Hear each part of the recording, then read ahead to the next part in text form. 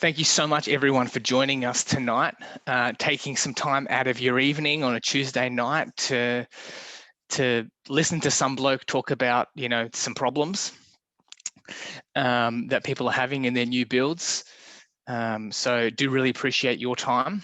We do have a lot to cover today, so I want to jump into it. So ultimately, what we're discussing today is the 5 mistakes that are killing your new build. But this is also really relevant to people that are renovating and things like that as well, but it is obviously a little bit specialized towards a new build. And if I can change the slide, the whole sort of masterclass tonight is very much based on a study that was done actually out of Victoria by the Victorian government. And it came out and it researched people that were building brand new houses and doing renovations, and researched and asked them what their biggest 5 regrets were, the biggest mistakes that they made. And it came down to the top 5. Okay. And you may have seen some of them. I've sort of discussed already some of them, but I will go through them. Okay. The very first mistake that came out was inadequate insulation. So we're talking about not having enough insulation inside of your walls, inside of your ceilings, in the roof space, on proper joins in corners, and then obviously in your windows and in your doors. One of the other big mistakes was air leakage. So making sure that these houses were actually draft proof, or limiting the amount of air leaks inside of the house. And this is actually some diagrams that were created by the SA government, which talked about how much air transfer is happening between the summertime and obviously in the wintertime. And we can see that in the summertime, we're gaining around 5 to 25% of heat through air leaks alone inside of the house. We're talking about proper joins between walls and sealing around windows and sealing around doors, because they are honestly notorious for air leaks. Then on top of that, the next biggest mistake was poor lighting. And that was down to a couple of different things like the location of the lights, the amount of lights, natural light coming in, so therefore a little bit around the design of the window, and there's actually another one. And then obviously the light coming through between windows and doors. Mistake number 4, not choosing double glaze. Now this one is super exciting to me, obviously coming from a double glazed window supplier, but one of the big things that came out was the fact that most people regretted not choosing double glazing inside of those projects and inside of their build. And then number 5, poor design. And that reflects the floor plan. It reflects the sizes of windows, the design of windows, orientation of them, sizes of rooms, cupboard space. There was a lot involved. But ultimately, 5 biggest mistakes, and literally every single one of them relates to doors and windows, which I find just super interesting, really, really interesting. Ultimately, every single one of those issues in some point relates back to windows and doors, because windows and doors are generally the weakest point of insulation inside of our homes. They're usually really quite leaky, so they allow in a lot of transfer of heat or cold. They give us lighting inside of the house. Obviously double glazing, that's pretty standard, pretty self-explanatory, and also poor design in relation to the windows. It's surprising how often people are like, oh, I didn't think about this or that in relation to the design of their windows. But I'm just like, why do we not put enough emphasis on our windows? Why do we not talk about windows enough? And here, I'd love a little bit of feedback from you guys. I've got a picture up on the screen. I would love in the chat box if you could tell me what this is a picture of. Nothing special about it. It's not a trick question, but in the chat box, if you could tell me what this is a picture of. I mean, ultimately, it's, like I said, it's not a trick question. It's clearly a boot, right? Yep, Don, thank you for that. It's clearly a boot, okay? Nothing special, no trick photography here. A house is a boot, a shoe, 100%, absolutely. But look at what happens to the boot when all I do is add in a window and a door. Well, suddenly, this boot has now turned into a house that's shaped like a boot. And all I did was add a couple of arches, some circles, and some knobs, and suddenly this has transformed this picture from just being a boot to now being a house that's shaped like a boot. And so I really want to get your thought process. I really want to change that mindset around how important windows are in relation to your project. Okay, here we've got a picture of a girl inside of a cardboard box. Okay, and you might think, well, there's nothing overly special about that. She's just playing inside of a cardboard box. But look at what happens as soon as I draw a couple of lines on the box. Okay, all I've done is draw a couple of lines, and suddenly that cardboard box is no longer just a cardboard box. It's now a house. And I didn't even need to put the roof on it for you to tell that it was a house.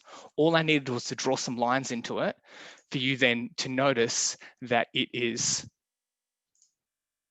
now a house. So I really feel that, and I want to ask the question as to what makes a house a house? Is it the roof? Is it the walls? Is it the driveway? Is it the garage? What is it that makes a house? I personally believe a house is not a house until the windows and doors go in. That's personally how I see it. I've been down many construction sites, I'm sure you would have had as well, driven down the road and you can see a timber structure of a house going up, but you can never really tell like the look of the house. But as soon as the windows and doors go in, into just a timber frame, suddenly you start getting the picture of this house. You can start saying, well, that's the bedroom, and that'll be the entry door, and that'll be a bathroom, or that'll be the ensuite. And that's when it really starts taking form, when the windows and doors go in. So if windows are this important, because people have the biggest regrets, generally 5 out of 5 regrets relate to windows, and windows paint the picture of the house, why are we not talking about them enough? Why do we not discuss them enough? Why do we not put enough emphasis on them? So a couple of things that we are going to discuss today is obviously, we've talked about the biggest 5 mistakes. We're going to discuss why we need to talk about windows and doors.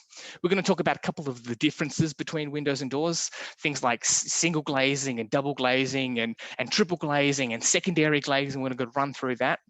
We're going to discuss the importance of high performance windows. Then we're going to talk about how we gauge that performance. And then obviously we're going to talk about the benefits to you, clearly not the benefits to your clients. And then we're going to open it up to some questions, should you have any. And please, while you're thinking, while we're discussing, please feel free in the questions, in the Q&A section of the webinar to ask your questions there. If it's relevant while I'm talking, I'm more than happy to answer it. If not, I will address it at the end. Okay, but please feel free to keep that chat alive. Please feel free to keep that questions and that Q&A section open. So let's go through a couple of the housekeeping things, a little bit about us. We are a window supplier that is South Australian owned and operated. We are Australian owned and operated. We do all of our business out of South Australia, our head office, but we service Australia right and also service clients internationally. We've done work in Singapore, we've done work in Kenya, and we're doing some work in New Zealand as well. And the focus for us has always been to deliver high performance products at an affordable price and really make them accessible to every single person. Because for us, high performance windows and ultimately comfort inside of your home is really what we want to give. Okay, so a little bit about our name. Our name is Okna Lux. The word Okna is a Polish word that means windows, and Lux is also being that it's obviously we believe we've got a luxurious product. It's a really high performing product. So ultimately, Polish luxury windows is what our name is. And a couple of things about myself. I've been in the industry about 6 years. I've had specific training in Europe. I hold a certificate for in building construction, hold a supervisor's license, and also working on my builder's license. A couple of things about manufacturing. I am speaking quickly right now, but it's also because I want to get through this because I want you to spend more time on the content rather than stuff about us. But we have an exclusive contract with the largest manufacturer in Europe with a capacity of producing 7,000 windows a day. That's like a window every 12 seconds. That is no small operation. Award winning. We actually do every single part of the window from the beginning right to the end. We make our own glass panels. We make our own frames themselves so we can push the parameters. We're the only middleman here. And you can see a couple of pictures of our manufacturing plant. A couple of extra things, obviously multi-award winning, a little bit of, multi-award winning, cutting edge technology, our own research and development team, like we know what we're talking about ultimately. So let's move on. I'm not sure if you would have seen this, but this is something that I saw probably a good 10 years ago or so. And it's a photo that was taken, I believe, somewhere in Croatia. I can't say exactly where it was, but clearly you can see that a car has driven off this ravine and fallen into the river. And you might be thinking, James, what does this have to do with windows and doors? And I will get to that point. Okay, there is a method to my madness. Ultimately, we can see this car's fallen into the river. So what's the clear thing that we need to do? Well, we need to get the car out. So let's get a crane truck. We'll bring the crane truck in. We'll pull the car straight out of the water. No problem. Pretty easy task. Okay. We can see it's obviously being lifted up. No problem at all. We can see all that water gushing out, which is pretty cool. But I'm not sure if you noticed, but there's a fair decent lean on that crane. And then I'm sure you can see the car's actually pulled the crane into the water with it. So obviously, what's the next best thing to do? Clearly, let's get a bigger and better crane truck. Okay, obviously with a bigger and better crane truck, we can then take the car out of the water very easily. But can we then take out the crane? Okay, but fortunately enough, this crane is big enough to take out this other crane and the car. And I really want to ask the question here, like, what do you think was the cheaper option in this exercise? Was the cheaper option to go down the road of the crane truck that could potentially have done the job? Okay, thinking, oh, it's only maybe 1.5 ton truck. We've got a crane that will lift 3 ton, no problem. But taking into account the extra water, taking into extra account all the things that we may have not even considered, I posed the question that it would have been easier to go for the larger truck up front to get the job done right, rather than going for a cheaper option and it costing a whole lot of extra money in the long run. What I'm really trying to stress here is that the minimum standard that we are given by energy assessors to meet for our houses is not good enough. It's different based on different states, but here in South Australia and a lot of other states, it's generally a standard across the board of around 6 stars that's needed to meet, and a 6-star energy rating that's needed to allow us to build homes. Okay, and there are lots of things that play part in that, from the orientation to the carpets, to the drapes, to the windows, to the roof insulation wall. There's so many factors involved. But ultimately what I want to get at is, if we're only building houses to the minimum standard right now, in 2 or 3 years' time, when that minimum standard will increase, if our house is outdated, it's technically not working to the standard that it should be. So why would we put all of our efforts into homes that we want to live in that technically are going to be outdated in a number of years, okay, and not be sustainable for us for the long term? Now, a comment that I hear a lot is, we don't need, double glazed windows. We don't need to consider that stuff because we don't live in Siberia. We live here in Australia, and it's quite interesting when people say this to me. I usually respond with another question. I usually ask them, like, do you have insulation in your ceilings? And most people reply with yes. And I said, do you have insulation inside of your walls? And most of them say yeah. Well, all of them say yeah. And then I asked the question, I was like, well, and then I go and say, like, we don't need insulation in our walls and in our ceilings because we don't live in Siberia. We live in Australia. We don't need that thing. We don't need that here. And most people get quite defensive because they know how important insulation is inside their homes. Like, our biggest issue here in Australia is really the heat and combating the heat. And most people are like, no, we absolutely need insulation in our ceilings and our walls. Like, it gets really hot here and that makes it more comfortable for us. And I say, this is all we're talking about. like double glazed windows or high performing windows are just added insulation inside of our windows that go in our walls. Why would we put all this money and all this effort into insulating our walls and then leaving our windows a big gaping hole in the side of the wall that doesn't, protect us from the elements? And it's not until I start saying things like that, people are like, oh, that actually makes a lot of sense. Okay, so ultimately, why does it matter? Well, firstly, because every extra layer of insulation is going to be better for us in the sense that we're going to minimize the amount of heat and gain through our windows. Okay, it's going to make it more comfortable inside, stop the need for artificial heating and cooling, obviously our energy bills. It's going to stop leaks. It's going to add extra security. It's going to add extra property value. It's going to help to reduce noise. Like, to me, like, do you need any other reasons why? Right. But ultimately, the biggest reason for me, I believe, the reason why we need some good performing windows inside of our house is the cost of electricity. Now, I don't know where you're from, but here in SA at one point, we actually had the highest rates of electricity in the world. In the world, here in SA. And we can see just over in this diagram, the last 9 years, the cost of the wholesale cost of electricity. And that graph is pretty clear to me. It's literally just on the incline. All right. Yes, there's been some times where it's dropped a little bit, but over that period of time, you can clearly see it's jumping up substantially. So why would we not consider the fact that energy prices are on the increase and make decisions now that will help to combat that, right? On top of the fact that we can reduce extra noise and we can be more comfortable and also be more secure as well.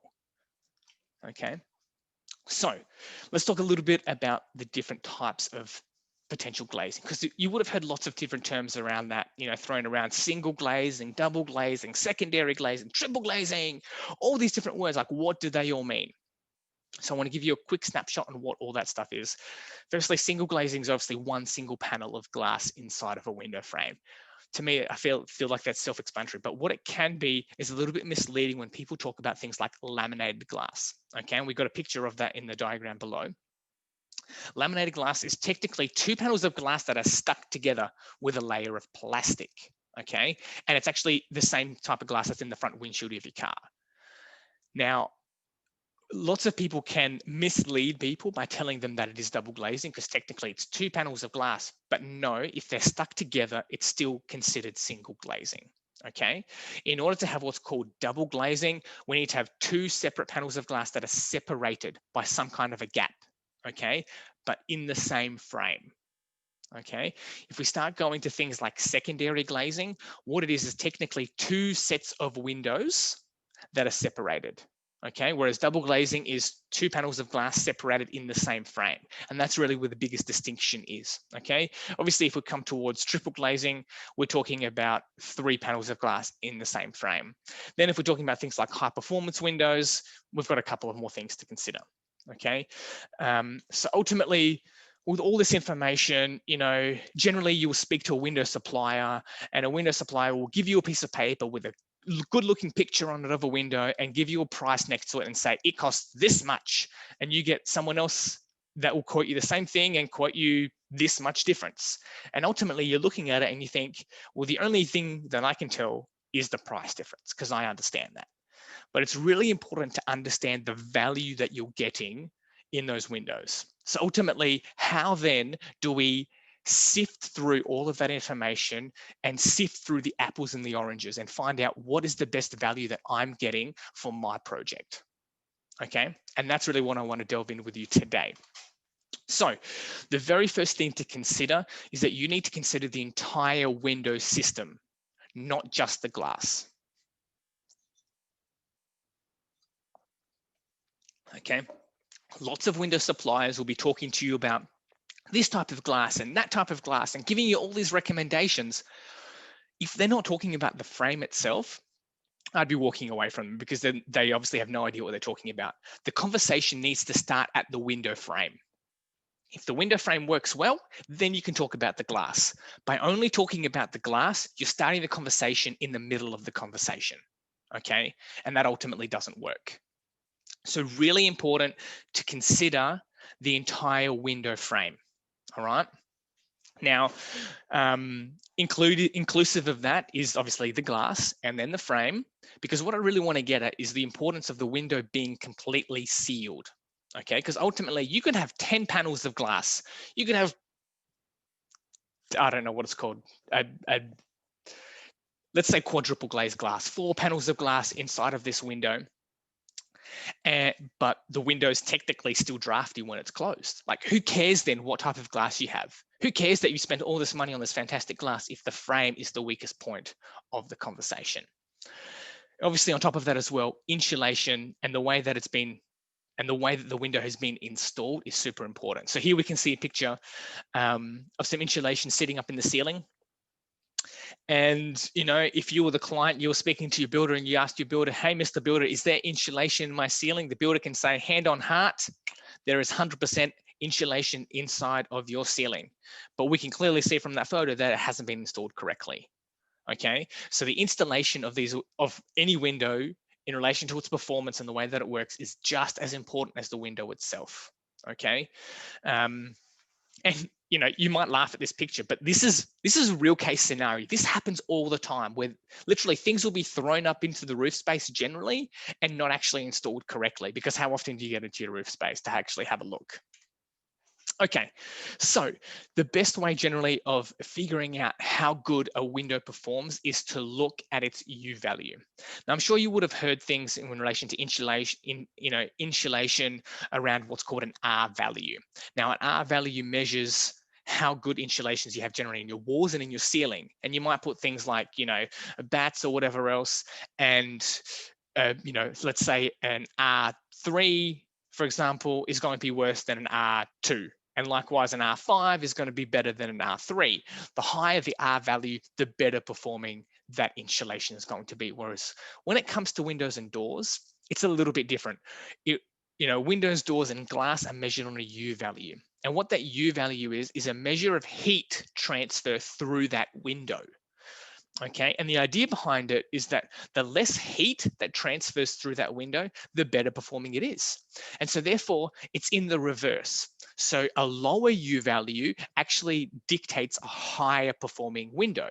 So for example, a U value of a window of, say, 3 is going to be much worse than a U value of a window at, say, a 2. Okay. And that's really where you're going to be able to tell the difference between something that's really good performing and something that's not, okay? The exact inverse of an R value, we want the U value. Okay, so I've banged on about it already. I will keep banging on about it because I believe it's the one thing that's not discussed enough. The windows need to seal, okay? They need to be completely sealed, because ultimately, who cares what type of glass you have inside of that? So here we can see we've got you know, a double hung window. Anything sliding generally is notorious, 100% notorious for allowing air to transfer through it. Okay. And if we can see the 2 windows in the diagram below, one with the X and obviously one with the tick, both of these windows are double glazed. Both of them are double glazed. But on one of them, one you can see on the left with the X on it, has some brush seals on it. It's actually a double hung window. Brush seals, which will literally only stop a little bit of dust, whereas the window next to it, you can clearly see in the black, the rubber gasket there, so that when it closes, it's got 2 gaskets on it that it will actually seal itself up. As opposed to stopping a little bit of dust, the other one's actually going to seal, okay? So, a couple more photos around that. We've got some cross-sectional diagrams of some different frames here, a window frame here, a door frame, and also a sliding door frame. So again, sliding is not impossible to seal, but it is quite difficult, okay? And we can see in the square boxes, in the red boxes, where those gaskets are, where those rubber seals are, and each of those have 2 seals on them, okay? Then we can talk about things like multiple points of locking. And in the diagram, we can see these little green dots on that window.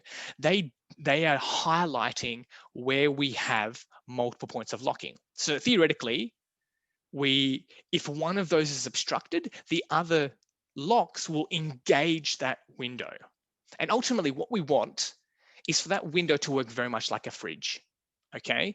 Where we all understand that we need to close the fridge door. right? If a kid opens it, we want to make sure that they close it and they close it properly, not just like making it close and almost touch. We need it to seal up, right? We need that little bit of compression because we know that our food will spoil and it's going to cost us horrendously in our electricity bills. But then again, we don't think about doing that for our own houses. We keep our drinks cold, we keep our yogurt cold, but we won't keep ourselves cold.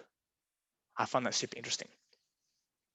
So once we've got a window frame that is completely sealed, then we can start talking about the type of window frame that we're dealing with. Okay, we can start talking about an aluminium frame, or we can start talking about a timber frame, or we can start talking about a combination of timber and aluminium in one, or we can start talking about a PVC frame. Okay, this is when we then get to start seeing a couple of the differences between the frames and a couple of the differences in performance. Okay, so ultimately, the best performing window frame is always going to be a timber frame. Okay, it's dense, it's great performing, it doesn't react to temperature. Next, as a close second, will be PVC. Okay, again, great performer, doesn't react to temperature, but great thing about it, doesn't have to be maintained.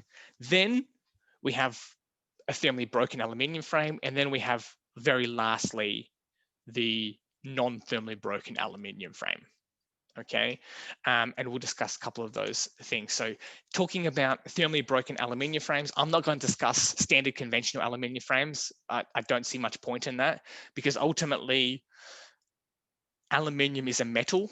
It reacts to temperature. I'm sure you would have done it plenty of times, had a metal pole, stuck it into a fire and had your hand burn on the other side because metals are conductive. Okay, so if it's cold outside, your window frame, if it's aluminium, is going to be cold. And again, who cares what type of glass you have inside of that window if the frame is allowing that transfer of heat or cold to just go from the outside straight to the inside. So the idea behind having a thermal break is that it will stop the outside aluminium coming into contact with the inside aluminium. Again, if we look at the diagram of the cross section there, we can see that green square near the bottom. That is what we call our thermal break, okay? And that is a PVC core. So we've actually broken up this aluminium frame with a layer of plastic in between, okay? Which is going to stop that transfer of heat. In saying that, aluminium, thermally broken aluminium frames have some great domestic and commercial applications. They're lightweight, they're strong, they're durable, they don't need any maintenance. They are excellent frames and more so excellent for high fire zone areas, okay?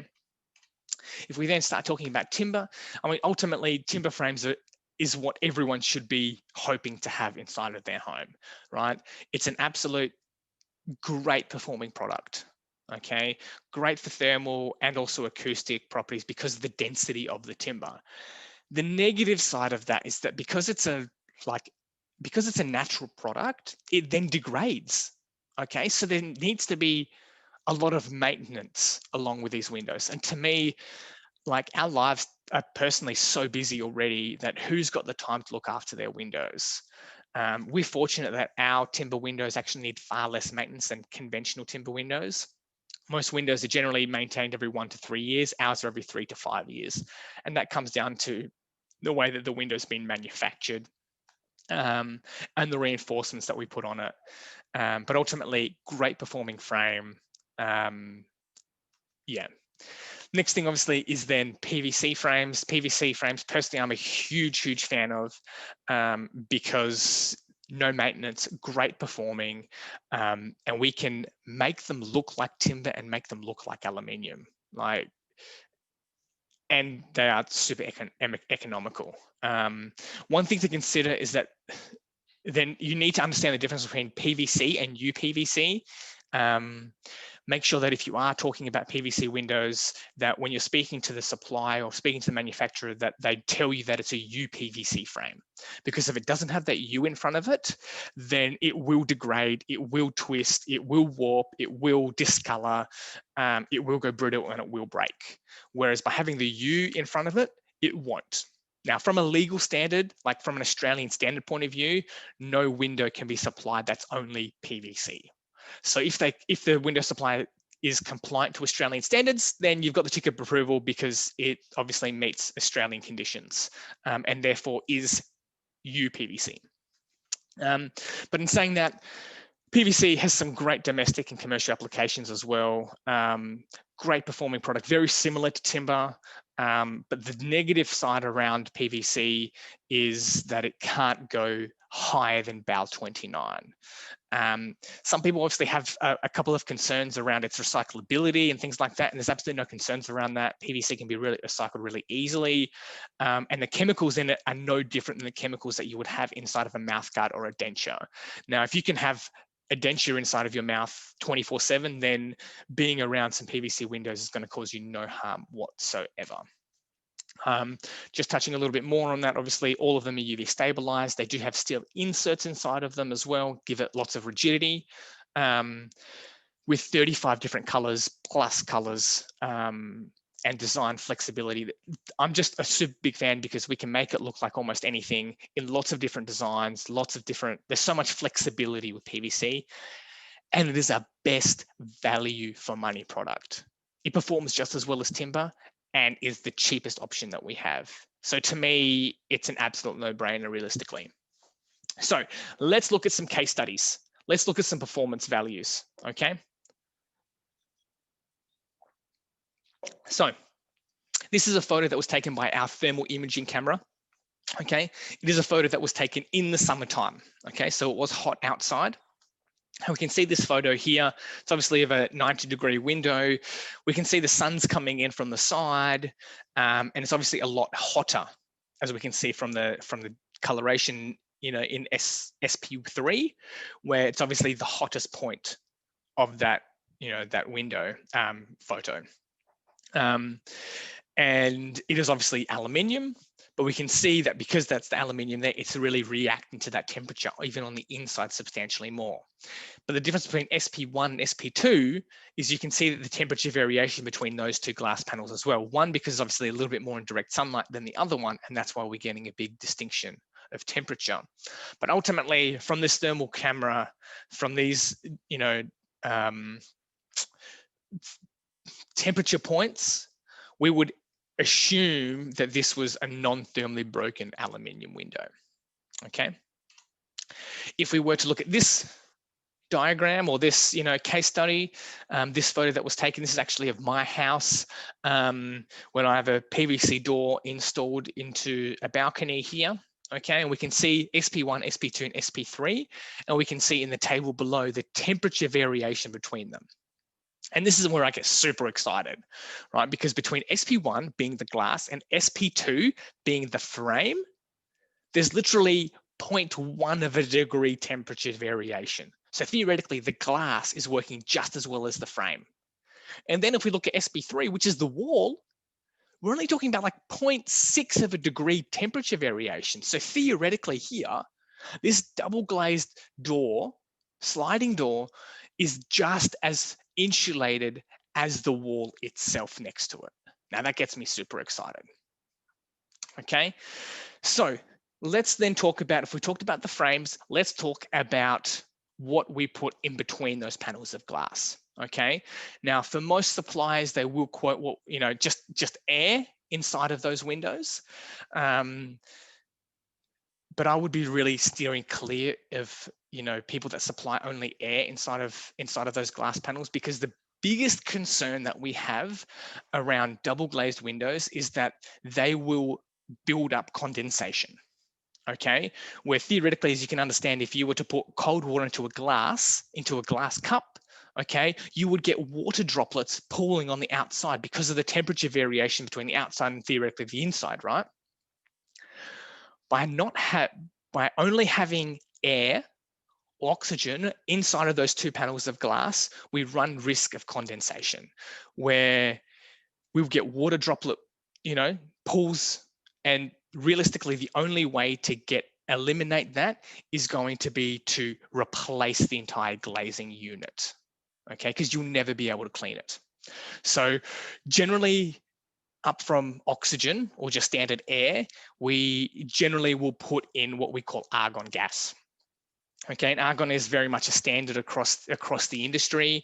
The great thing about argon is that because it's denser than air, it will therefore slow temperature variation. So you'll actually get a better performing window with argon inside of it, but you'll also be able to cut more noise out with argon as well, because we can see in the table below, the speed of sound is actually slower through argon than it is through oxygen. Now, if you want to go all the bells and whistles, you can absolutely go for krypton gas. I generally say that if you want to stop Superman, that's the type of gas you would put inside of your windows.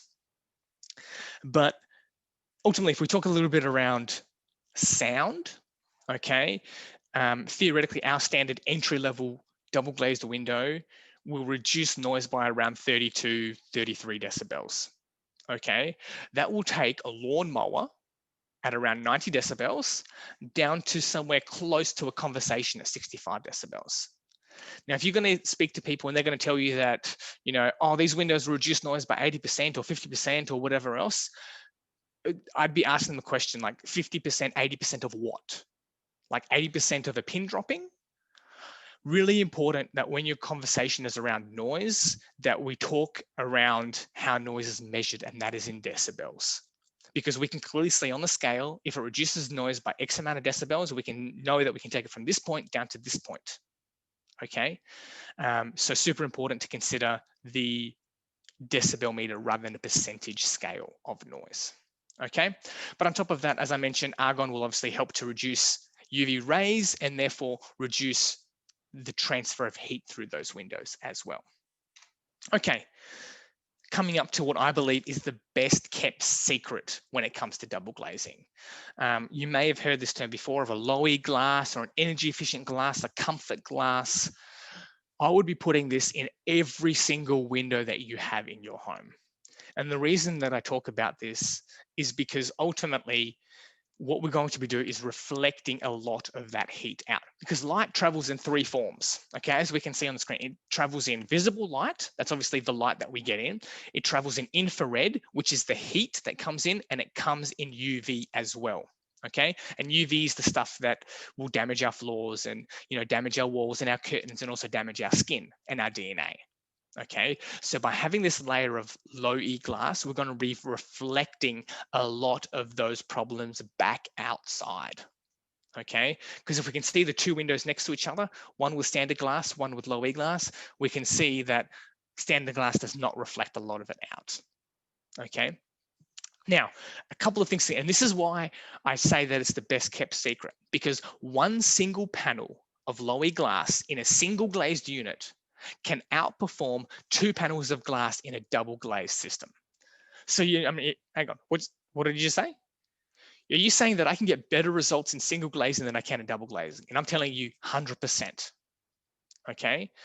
There are results to show that one single panel of high performing glass will outperform two panels of glass in double glazed systems. So ultimately, why would you pay for two panels of glass when you can have better performance coming from single glazing? Okay, and this is really where I want to start getting you to understand that most people don't consider how important their windows are and don't delve into the importance of that. Okay, so ultimately touching on that some more. Okay, low E glass, they have two types of forms of low E glass. We have a hard coating and a soft coating. Okay, hard coatings are generally what's put on single glazed windows because it's very difficult to take off that coating, whereas a soft coating can actually be smudged straight off and actually cleaned off the window. The great thing about when it's in a double glazed unit, it's in between the glass, so you'll never be able to clean it. But important to ask the question when you're talking about double glazing, is it a hard coating or is it a soft coating? Because even in double glazed units, oh, it's low E glass, like we've got great glass. It's like, but is it low? Is it a soft coating or is it a hard coating? Because you will get better results from a soft coating. Okay, and obviously, as we mentioned, it's going to help to reduce glare, lower that U value that we talked about in the performance, and it's great in both summer and in winter. Now, what I explained with low E glass can be very similar to tinting. Okay, but the difference between tinting and low E glass is that tinting actually is a polarization. So it's just like sunglasses to an extent, where we've darkened it and therefore stopped specific light forms coming in through the window or through the glass. So we therefore restrict the amount of visible light that comes in as well. Okay, now during the summertime, that might not be an issue, but during the winter time, when we don't have very much sun, reducing light by like 66% is a lot of light. So I generally opt to have low E glass rather than tinting. If you want it, we can still supply it to you. But the other thing to consider that, tinting is obviously a darkening of the glass, and we all know that dark colors absorb temperature. So theoretically, what you're doing is you're cutting out that light and you're stopping that transfer of heat coming through. But what's happening is that darkening of the glass is absorbing that temperature and then giving a slow release of radiant heat through that extra glass panel. So to me, I would always be opting towards having low E glass rather than tinting, and generally just putting artificial tinting if you're not getting the results that you need. Okay. So we've talked about some of the different type of glass. I think it would be silly not to talk about triple glazing. Triple glazing is, to an extent, pretty rare here in Australia. Very few suppliers supply triple glazing. And to me, every conversation around windows needs to be very much a conversation of benefit and cost. Every situation to me needs to be a benefit and cost value. For example, I think that $5 for a chocolate bar is ludicrous. To me, I'm not getting $5 worth of value by paying that for a chocolate bar. Okay, so it really needs to be a way up of cost. How much value do you getting, and does that value outweigh the cost that I'm putting towards it?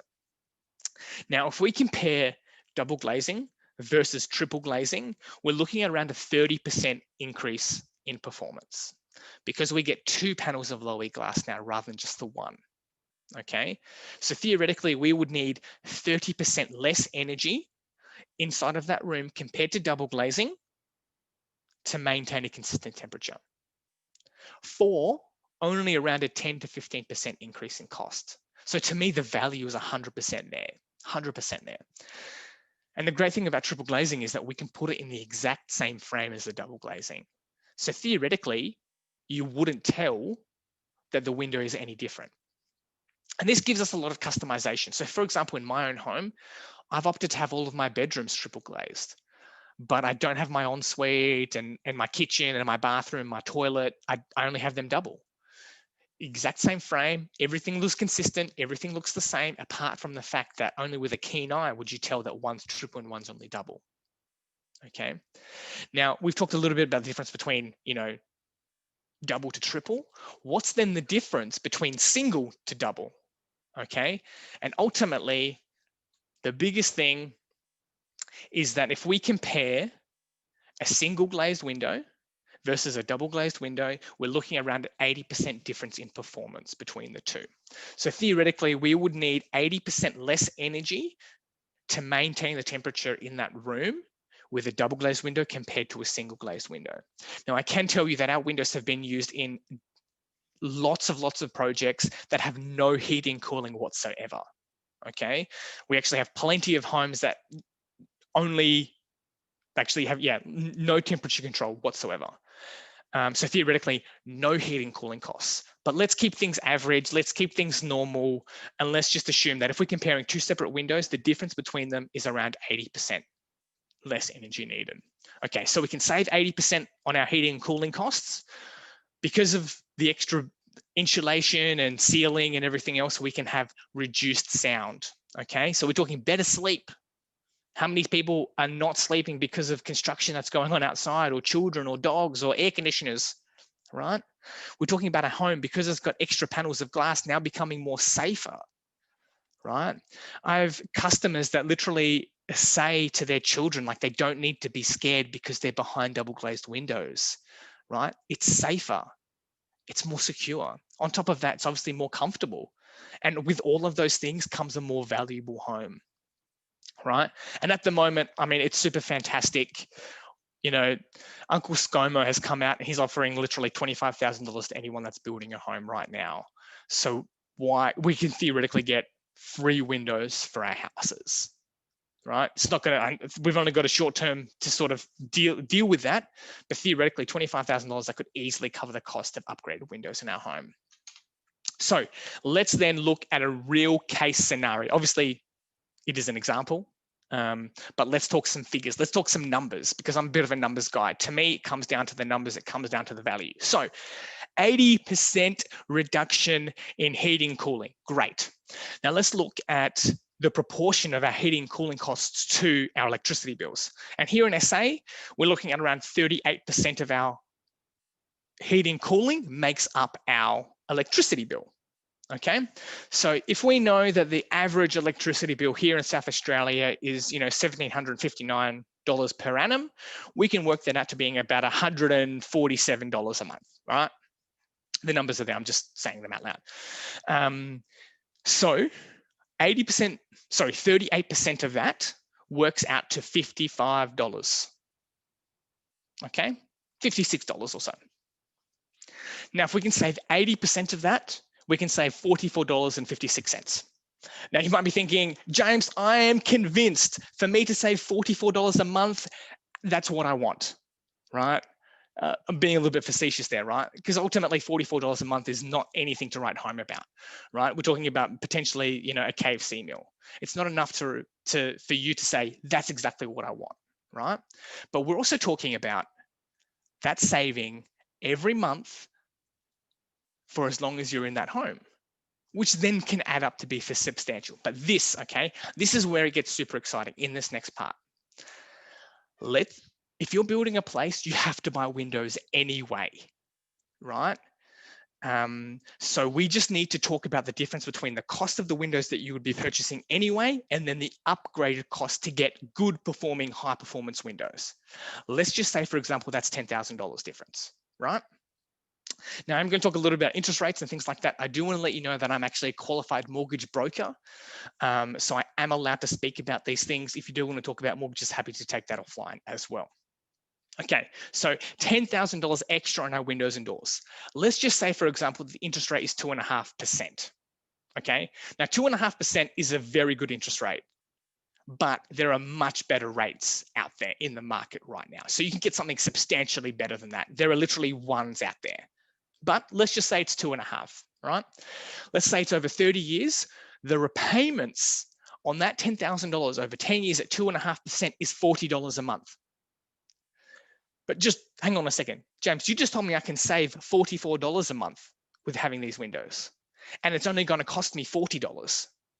And I'm telling you, yes, you're going to spend potentially, if this is your situation, an extra $10,000 upfront. That's going to give you almost $5 back in your pocket every single month. Like, to me, that just seems like an absolute no-brainer.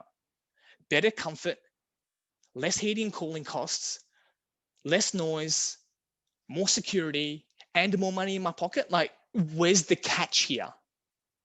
The short answer is there is no catch. Okay. Obviously, the benefits to you is that we're talking about reduced electricity bills from when they're put in to when you move in for the life of that house. Okay, we're talking about having more money in your pocket. I mean, wouldn't you rather spend that on yourself rather than spending it for, to Origin or AGL or whoever the other companies there are out there, right? Quieter home, more comfortable home, safer home. Like, to me, it's an absolute no-brainer, right?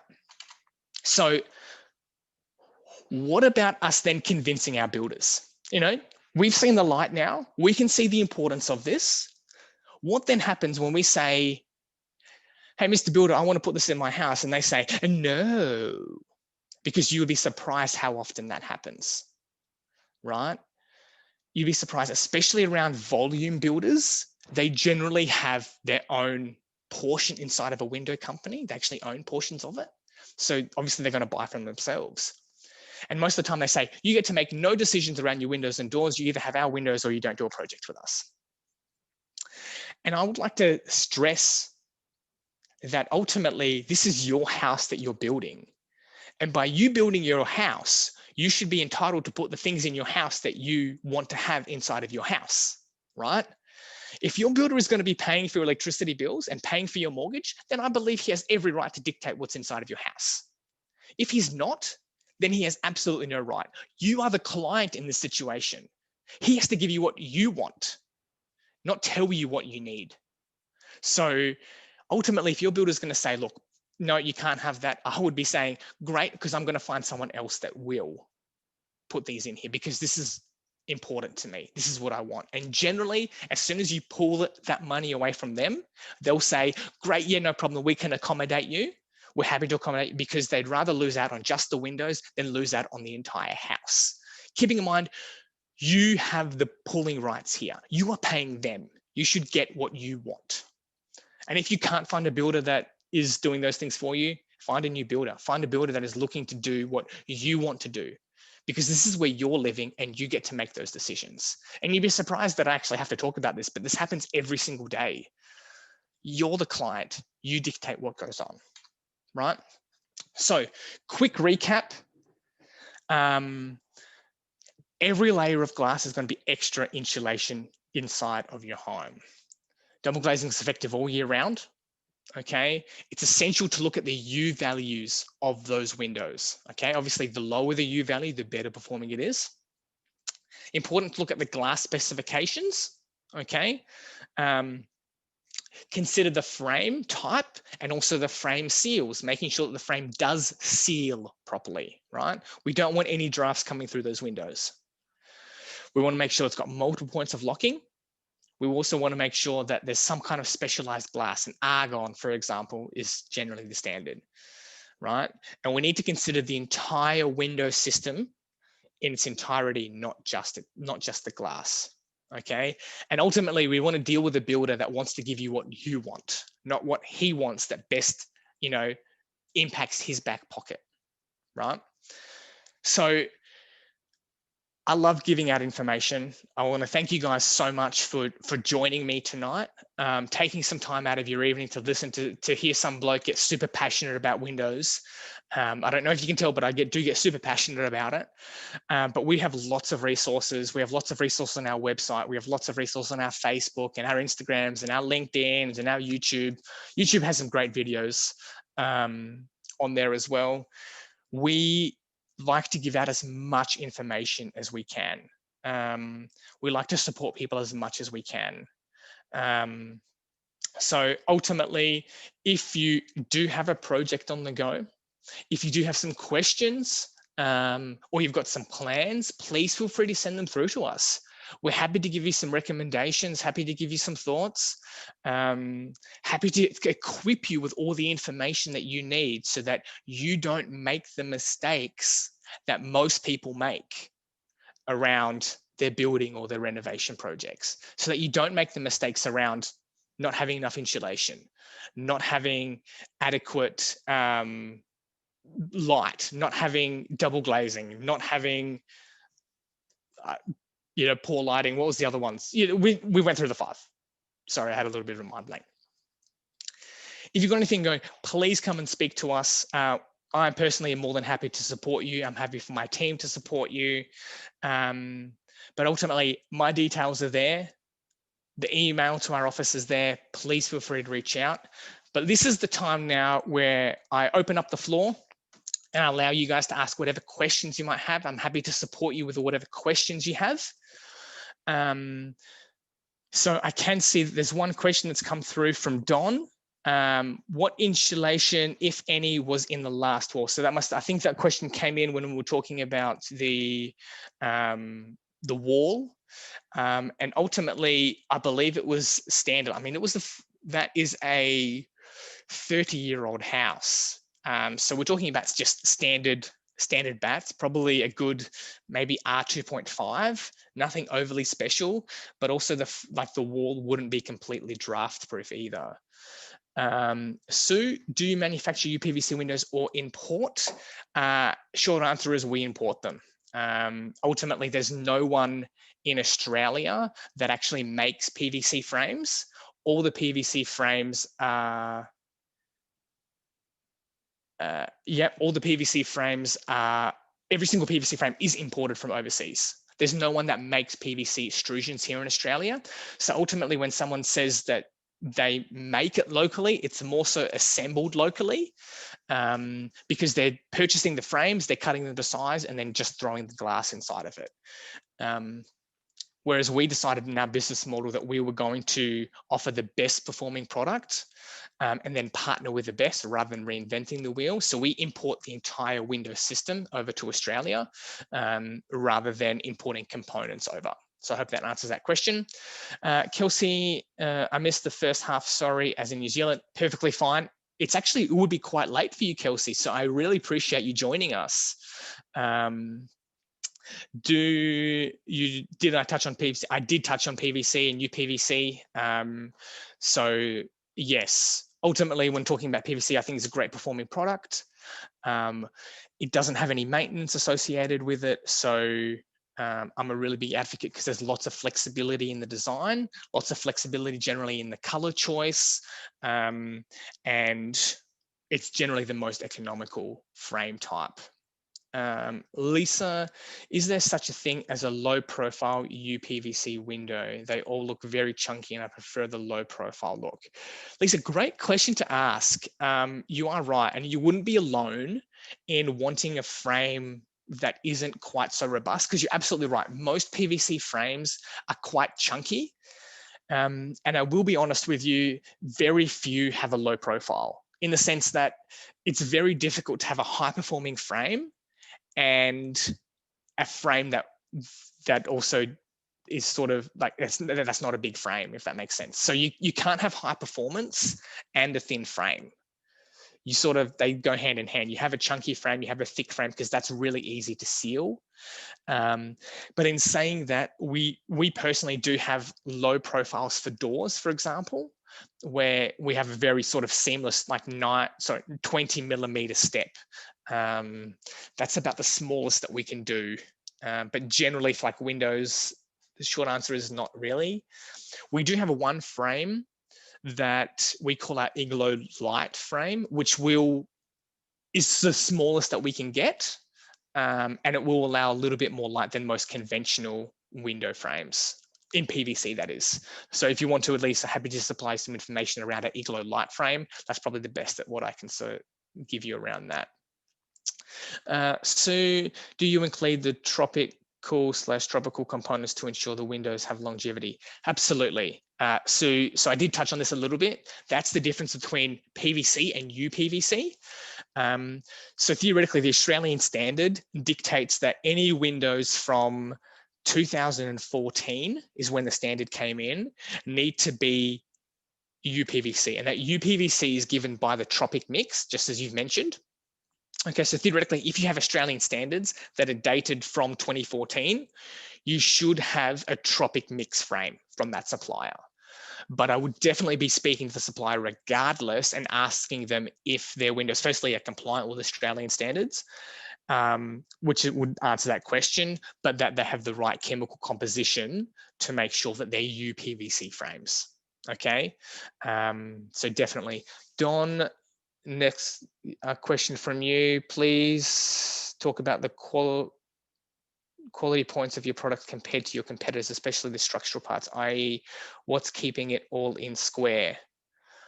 Not entirely sure how to deal with that, but I would suggest, Don, that if we're talking very much around the installation, if we're talking about keeping things square, that's definitely going to come down to the installation team. And making sure that the frame is installed correctly. So we did mention how important the install portion of the windows is to the long-term performance of that window, and that will definitely play a part. In relation to the difference between our quality versus other companies, the easiest way, I believe, to dictate the difference between them is looking at the performance value, looking at that U value, where you would get a window supplier that's say XY Windows. I'm making that up. I don't know if they exist. And they're going to give you a price for some windows, and they're going to say their U value is say 2 for those windows. And then, you get a supply from us at Octon Lux, and we're going to give you for a standard entry level window of about 1.4. So I would look at the very first thing, the U value of those windows, and asking them to give you like good indication of the performance value of them. If we talk about quality, I mean, we can talk about lots of things when it comes to the hardware quality. We can talk about the frame composition. We can talk about the color. There's so many factors involved. But I think the easiest way to determine quality really comes down to performance. Because if a product doesn't perform well, then to me straight away it doesn't have that level of quality. Hope that answers that question, Don. Is there anyone else that has any other questions? Oh, we can see some more. Sorry, I just have to scroll down. Is there a good U value to choose in a window, and should this change with orientation? Oh, great question. Short answer I would say here is good is literally anything under 2, I would say. No, anything under like a 2, 2.5 is good. Anything under 2, I believe, is really good. Anything under 1.5 is excellent. Now, when it comes to U values, it works very much like on exponential scale. So a U value of like 1.4 versus a 1.5, there's a stark difference between the two. It's very much like a Richter scale in the sense that, an earthquake of 1.4 is 10 times worse than a 1.3. I don't know if that's the exact numbers, but it's an exponential scale. So I would definitely be good. Look, the lower the U value, the better it is, 100%. And should this change based on orientation? Short answer is no. Like, the orientation of a house is important, yes, but when it comes to orientation, I'd be looking at what's called the solar heat gain coefficient, where northern facing windows are able to capitalize on that winter sun. And that's potentially where I would look at it. But overall, I'd still be looking for, argon gas, still be looking for low E glass in a completely sealed window. That's when you're going to get a really good U value.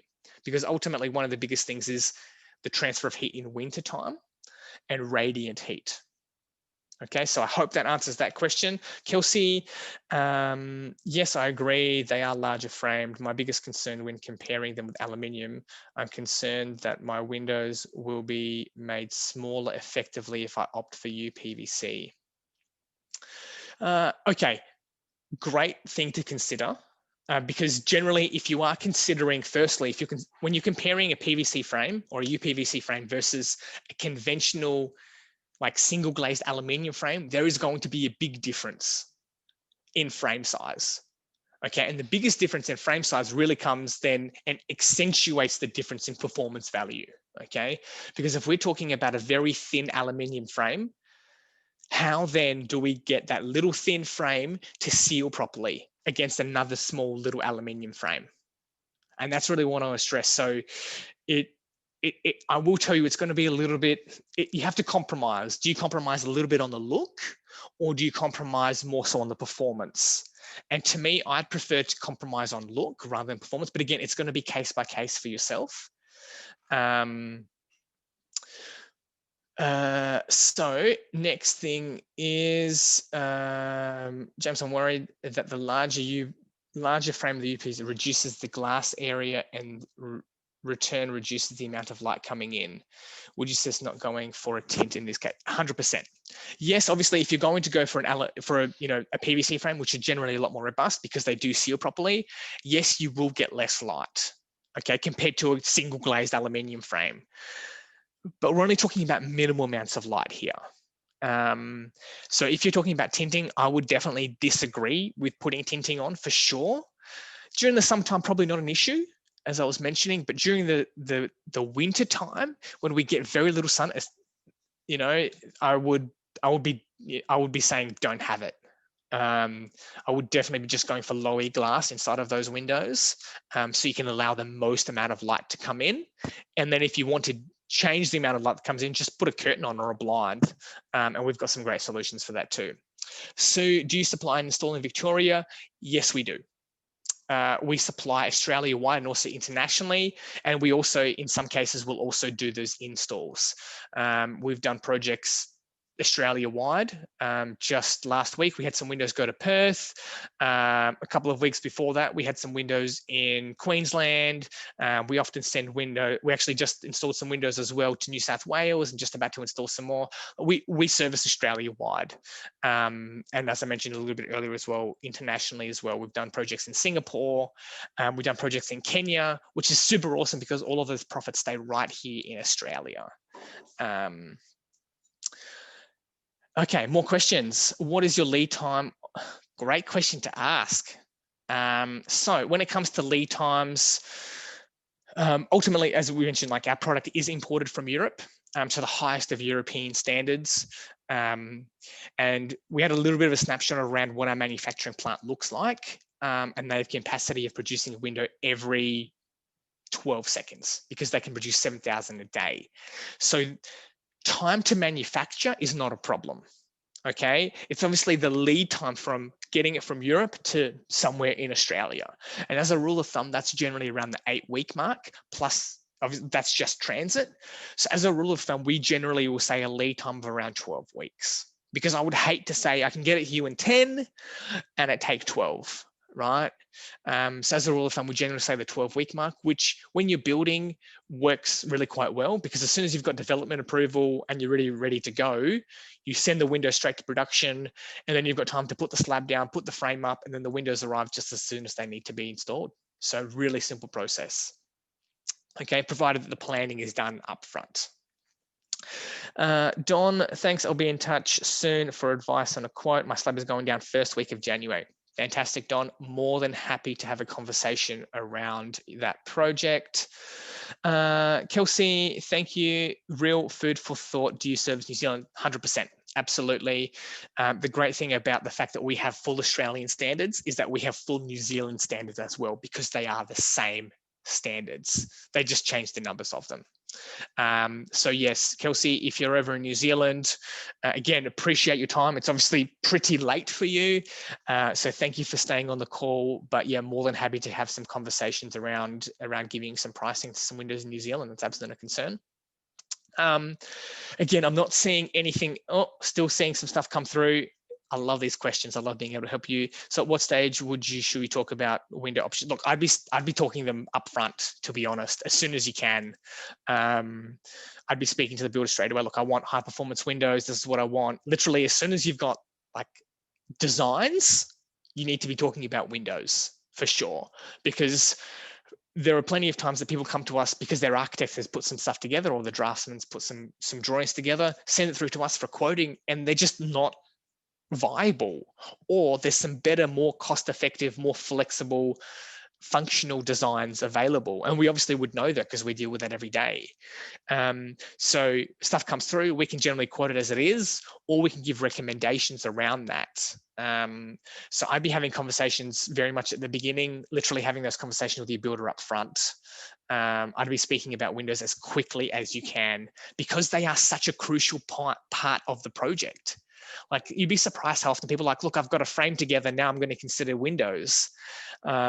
It's like, it's far too late to consider and have some thoughts, because as I mentioned, like, there's so many things to consider. Like, there's so many factors that you need to take the time in making the decision earlier. For me personally, I would spend more time in making the decision around the windows rather than making the decision around the type of tiles in my house, because the tiles in my house, or the tapware, or the color of my walls can be changed really easily. Changing windows is a lot more difficult. Whenever I sort of think about building, firstly, it's about the envelope. How does the house perform, right? And then after that, with the amount of money that I've left over, let's upgrade whatever else I can choose to upgrade. But to me, the performance of the house is the most important thing. Okay, more stuff coming through. Kelsey, awesome, thank you, absolute pleasure. Thank you for joining us. Solid info and points. I'll email with some plans and specs for a quote. Happy to receive them. Sue, would you be able to explain the difference in performance between tilt and turn and just tilt? Great question. So I did talk a little bit around multiple points of locking. And in a tilt-only window, you don't have as many points of locking as what you will with a tilt and turn window. So in relation to performance, I would say that a tilt and turn window will actually work better than a tilt-only window, purely because if there's any obstructions, there's more points of locking on a tilt and turn, and you can really engage those seals. Whereas with a tilt only, we have a lot less. So not saying it's not going to be sealed, but if there's any imperfection or obstruction it's more than likely going to happen on the tilt only window than on the tilt and turn. So I hope that answers that. And it looks like that is the end of our questions.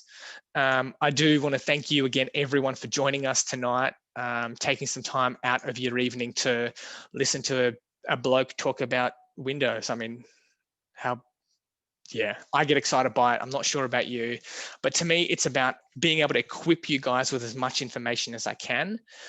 Oh, yep, Kelsey's got another question. Throw that through.